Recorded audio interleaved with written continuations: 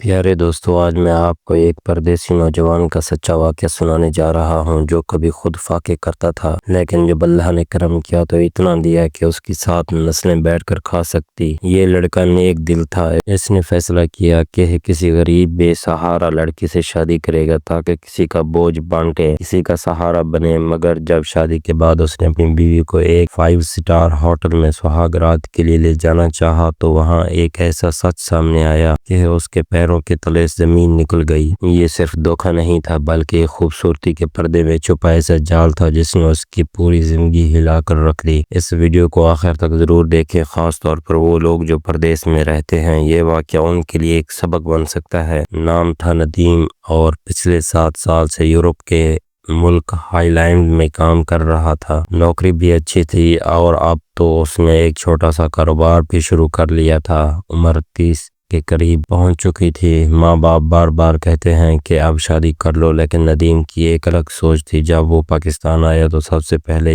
بات یہی کی، امی اب دل چاہتا ہے کہ شادی کروں، لیکن شرط یہ ہے کہ لڑکی ایسی ہو جو واقعی سادہ ہو، غریب ہو، جسے ہم ایک نئی زندگی دے سکیں۔ مجھے کوئی ماڈرن یا امیر خاندان کی لڑکی نہیں چاہیے، کسی مظلوم کی بیٹی ہو تاکہ ہم کسی کا سہارا بن سکیں۔ ماں باپ نے دل سے دعا دی اور رشتے دیکھنا شروع کیے۔ خاندانوں سے ملاقاتیں ہوئی مگر ندیم کا دل کسی پر نہ آیا۔ یہاں تک کہ ایک دن ایک رشتہ آیا۔ لڑکی کا نام تھا روبینہ، ایک چھوٹے سے گاؤں کی رہائشی، شکل صورت میں پیاری لیکن حالات بہت خراب۔ باپ کئی سال پہلے فوت ہو چکا تھا، ماں سلائی کا کام کرتی تھی اور بھائی مزدوری۔ ندیم نے تصویریں دیکھی، تفصیل سنی اور فوراً کہا، امی یہی ہے، مجھے اس سے شادی کرنی ہے۔ رشتہ طے ہوا، منگنی ہوئی اور کچھ ہی مہینوں بعد سادگی سے نکاح بھی ہو گیا۔ روبینہ اب ندیم کے گھر کی بہو بن چکی تھی۔ ندیم نے دل میں سوچا، یہ لڑکی سادہ ہے، شاید کبھی شہر بھی نہ دیکھا ہو، میں اسے زندگی کی سب خوشیاں دوں گا۔ اسی جذبے کے تحت اس نے شادی کے فوراً بعد ایک 5 سٹار ہوٹل میں ہنی مون کا پلان بنایا، ایک مشہور شہر میں۔ جیسے ہی وہ وہاں پہنچے تو ندیم کے لیے سب کچھ نیا تھا، card system, auto lights, digital دروازے۔ وہ کارڈ کو دروازے پر لگا رہا تھا مگر کچھ سمجھ نہیں آ رہا تھا، دروازہ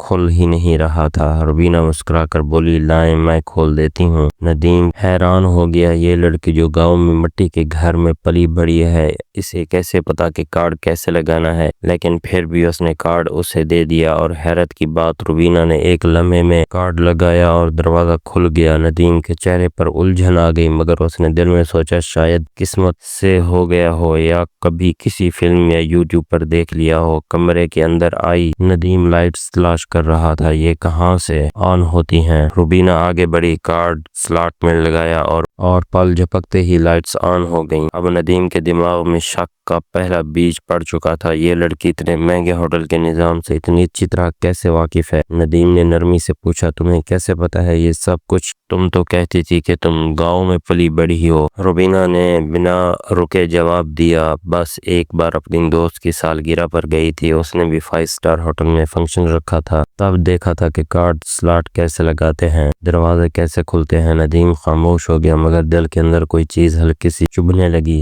ہنی مون کے 10 دن گزر چکے تھے۔ ندیم نے روبینہ کو ہر خوشی دینے کی کوشش کی، شاپنگ، فوڈ، آرام، یہاں تک کہ واپس آنے سے پہلے وہ کہتا رہا، اگر تم نے کبھی کچھ اور دیکھنا ہو تو مجھے بتانا، میں تمہیں پوری دنیا گھما دوں گا۔ مگر جیسے ہی وہ واپس گھر آئے ندیم کو لگا جیسے سب کچھ بدل گیا ہو۔ روبینہ کا رویہ اب پہلے جیسا نہیں رہا تھا، وہ کبھی فون پر مصروف، کبھی سہیلیوں کے پاس، کبھی گاؤں جا رہی ہے، کبھی بغیر بتائے بازار۔ ندیم حیران بھی تھا اور الجھن میں بھی۔ وہ نرمی سے کہتا، روبینہ میں تمہارا شوہر ہوں، میرے ساتھ تمہاری کوئی بات نہیں، کوئی وقت نہیں، سارا دن یا تو موبائل پر ہو یا کہیں اور۔ یہ رشتہ صرف ساتھ رہنے کا نہیں، نبھانے کا بھی ہوتا ہے۔ مگر روبینہ ہمیشہ ایک ہی جواب دیتی، وہ میری گاؤں کی سہیلیاں ہیں، ان سے باتیں کرتی ہوں، بس کچھ خاص نہیں۔ ندیم جو کہ اسے غریب سادہ لڑکی سمجھتا تھا، ندیم اس لیے زیادہ سختی نہیں کرتا اور کبھی وہ یہ سوچتا تھا کہ شاید نئی زندگی سے گھبرا گئی ہو یا وقت کے ساتھ سب بہتر ہو جائے گا۔ پھر 3 ماہ کی چھٹی ختم ہوئی، ندیم کو واپس ہائی لینڈ جانا پڑا۔ الوداعی لمحوں میں وہ صرف اتنا کہہ سکا، اپنا خیال رکھنا، جلد واپس آؤں گا۔ وہ یورپ میں رہا اور اس بار اس نے دل سے پیسہ بچایا تاکہ ایک اور بار اپنی بیوی کے ساتھ وقت گزار سکے۔ 3 ماہ کی تنخواہ لی دیے بغیر چھٹی لے کر وہ وطن واپس آیا، مگر جو دیکھا وہ اس کی سوچ سے بہت دور تھا۔ گھر کا ماحول بدل چکا تھا۔ ندیم کی ماں نے آہستہ سے کہا، بیٹا روبینہ ہمیں کچھ نہیں بتاتی، بغیر اطلاع بازار چلی جاتی ہے اور کئی بار غصے سے بات کرتی ہے۔ ہم نے اسے کچھ نہیں کہا، مگر اب ہمیں ڈر سا لگتا ہے۔ ندیم خاموشی سے سب سنتا رہا، مگر اندر جیسے دھڑکنیں تیز ہو گئیں۔ ایک دن اس نے روبینہ سے کہا، مجھے کال کرنی ہے لیکن اپنے نمبر سے نہیں، تمہارے فون سے کر لیتا ہوں، واٹس ایپ پر۔ روبینہ نے موبائل تھما دیا۔ ندیم نے جلدی سے واٹس ایپ کھولا، مگر کچھ خاص نہیں تھا، چند پرانے چیٹ اور وہ بھی گھر والوں کے۔ ندیم کو عجیب لگا، جو لڑکی سارا دن فون پر لگی رہتی ہے اس کے واٹس ایپ پر صرف 2-3 چیٹ، یہ بات ہضم نہیں ہوئی۔ اس نے اگلے دن رات کو چھپ کر روبینہ کا فون دیکھنے کی کوشش کی، ہر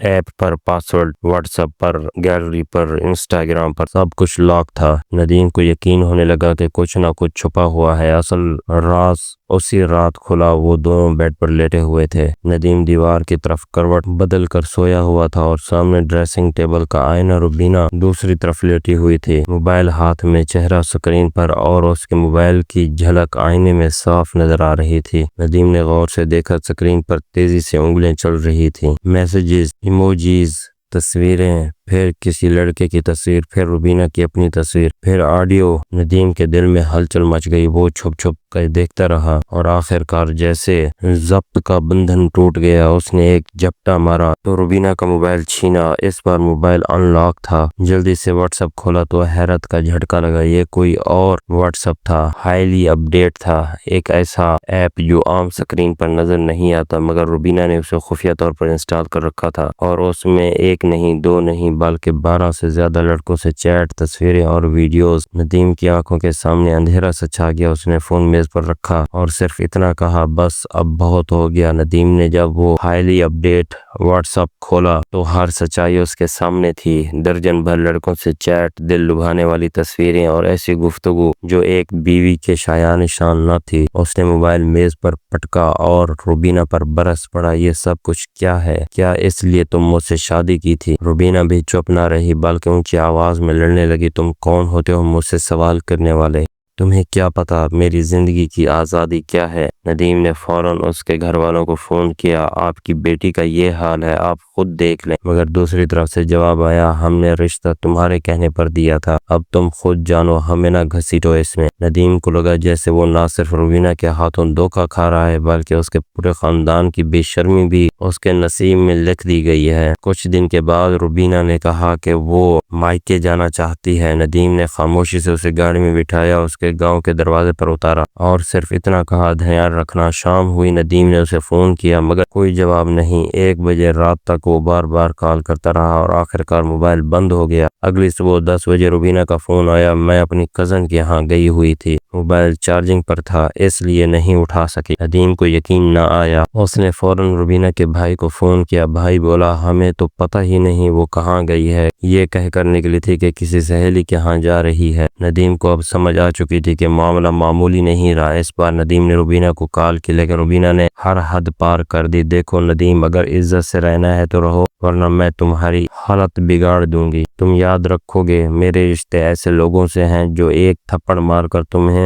تمہاری اوقات دکھا دیں گے۔ ندیم نے لرزتی آواز میں کہا، تو پھر بہتر یہی ہے کہ ہم الگ ہو جائیں، میں تمہیں طلاق دے دیتا ہوں۔ روبینہ نے کہا، طلاق یہ لفظ کبھی بھی اپنی زبان پر نہ لانا، اگر طلاق دینا چاہا تو تمہارے پورے خاندان کو مرواؤں گی، جن سے میرے تعلق ہے وہ بڑے کھلاڑی ہیں، مجھے ایک رات کے 10 سے 15 ہزار ملتے ہیں، تم جیسے 4 روپے کمانے والے لڑکے کی محتاج نہیں ہوں میں۔ تمہیں کیا لگتا ہے میں تمہاری کمائی پر جی رہی ہوں؟ ندیم کا دل ٹوٹ چکا تھا۔ اس نے اپنے والدین سے بات کی، وہ بولے، بیٹا ہم نے غلطی کی، اب خاموشی سے یہاں سے نکلو، گھر سیل کرو اور کہیں اور شفٹ ہو جاؤ۔ ندیم نے وہی کیا، بغیر کسی کو بتائے اس نے اپنا گھر بیچ دیا، والدین کو یورپ بلایا اور سب کچھ قانونی طریقے سے سیٹ کر کے روبینہ کو عدالت کے ذریعے طلاق دے دی۔ مگر کہانی یہیں ختم نہیں ہوئی۔ کچھ مہینوں بعد ندیم نے سنا روبینہ کا حال برا ہو چکا ہے، جس یار پر وہ اتنا ناز کر رہی تھی اس نے اسے چھوڑ دیا، نئے نئے چہروں نے اسے استعمال کیا، اور جب اس کی عمر بڑھنے لگی تو کوئی بھی اسے سہارا دینے والا نہ رہا۔ اب وہ وہی لڑکی جو کبھی 5 اسٹار ہوٹلز کی باتیں کرتی تھی، جو ایک نیک دل پردیسی کی عزت اور محبت کو روند کر چلی گئی تھی، وہ لڑکی اب گلیوں میں تنہا پھر رہی ہے،